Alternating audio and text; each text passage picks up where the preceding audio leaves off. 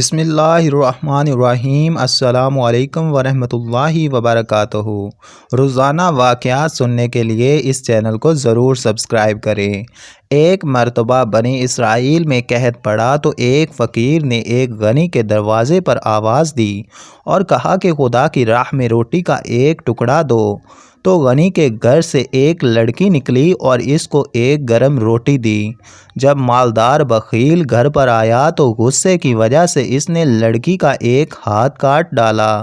چند دنوں کے بعد وہ مالدار محتاج ہو کر مر گیا اور وہ لڑکی در بدر مانگتی پھرتی تھی۔ وہ نہایت حسین و جمیل تھی۔ ایک روز ایک سخی کے دروازے پر گئی۔ اس سخی کی ماں گھر سے نکلی اور اس کے حسن و جمال کو دیکھ کر اس کو گھر کے اندر لے گئی اور اپنے بیٹے سے اس کی شادی کا ارادہ کیا۔ اور جب اس کی شادی ہو گئی تو اس نے رات کے وقت اس کے آگے دسترخوان بچھایا۔ پھر اس لڑکی نے اپنا بایاں ہاتھ کھانا کھانے کے لیے نکالا تو اس کے شوہر نے دیکھ کر کہا کہ میں نے سنا تھا کہ فقیر بے ادب ہوتے ہیں، اے خدا کی بندی اپنا دایاں ہاتھ نکال۔ پھر بھی اس نے بایاں ہاتھ ہی نکالا۔ اس کے بار بار کہنے کے باوجود بھی اس نے بایاں ہاتھ ہی نکالا۔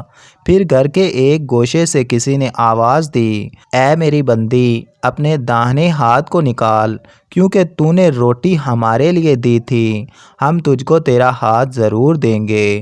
پس اس کا دایاں ہاتھ ٹھیک ہو گیا۔ یہ اللہ تعالیٰ کی قدرت ہے۔ حضرت لقمان سیاہ فام تھے۔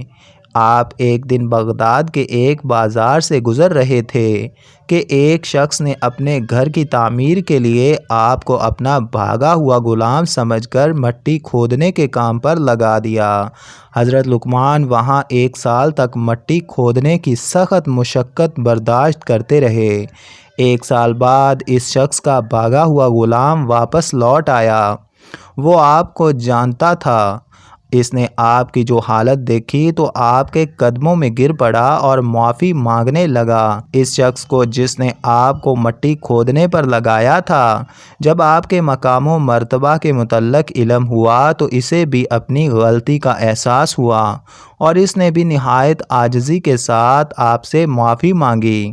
حضرت لقمان نے فرمایا کہ جو ہونا تھا وہ تو ہو چکا ہے، اس کام میں بھی گھاٹے میں نہیں رہا، اور میں نے دانائی کی ایک بہت قیمتی بات یہاں سے سیکھی، اور وہ یہ کہ اپنے سے کمتر کو کسی مصیبت میں مبتلا نہیں کرنا چاہیے۔